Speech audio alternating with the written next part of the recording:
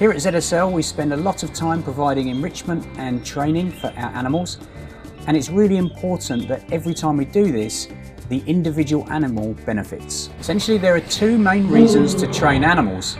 Can you hear that? That's Banu. So there's two main reasons to train animals, primary and secondary reasons. So primary is for the animals, and that can be things like veterinary care, which ensures a stress-free experience in all veterinary procedures for our animals and also the keepers and the vets that look after them. It can also include things like physical activity and enrichment. The secondary reasons to train animals are anything else really, so keeper safety, public engagement. For example, we can train an animal to shift from one part of the enclosure to the other, which enables us to service an enclosure safely. Audio recall is a great example of how training can benefit the animal, help us to care for the animal safely, but also provide an engaging experience for our visitors. For our lions' recall behaviour, we use the sound of a whistle. To begin with, we just blow the whistle when they're moving fast towards food, and this builds up the association of the sound to the behaviour that we want. The training process provides a physical and cognitive challenge, and so is enriching as well as benefiting the animal and us. Once the lion has learnt the sound of the whistle, then we can use that behaviour to move them swiftly from one part of the enclosure to another. There they can be provided with further enrichment, such as a scatter of small pieces of meat, like you can see here, or we can ask them to approach a training area where our vet team can give them a visual exam. Many animals here at ZSL London and Whipsnade zoos are trained for enhanced welfare.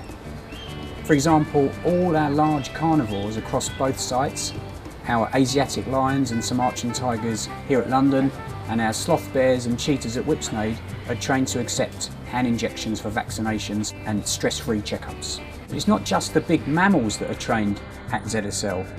We have a wide variety of different species across all taxonomic groups represented in our training programs, even fish.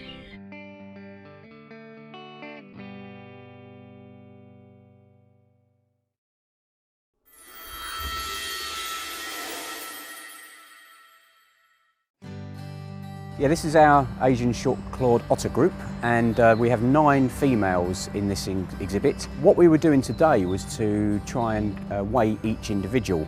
Weighing animals in the zoo is really important. It helps us to keep an eye on their general health. What you're seeing today with the weighing is we're using target training. So we're using a stimulus, which is the ball on the end of the stick. The otter recognises that as meaning that there's going to be food available. The behaviour that we want him to do is to touch it for a few seconds before he gets the mouse, which is his favourite food, because then we're able to get an accurate weight. The thing is with otters, they are incredibly intelligent, and each one has its own completely individual personality. So we're starting to recognise more and more each individual. We're seeing animals that learn far quicker than other ones, perhaps because they feel more confident around people. They're really good fun and incredibly smart, so it's a joy to train them. Sometimes they're almost one step ahead of you because they're so clever. A part of the Otters Behaviour Programme is a lot of enrichment. Enrichment's really crucial for zoo animals. It helps with their well-being and encourages natural behaviours, which is incredibly important in the zoo environment.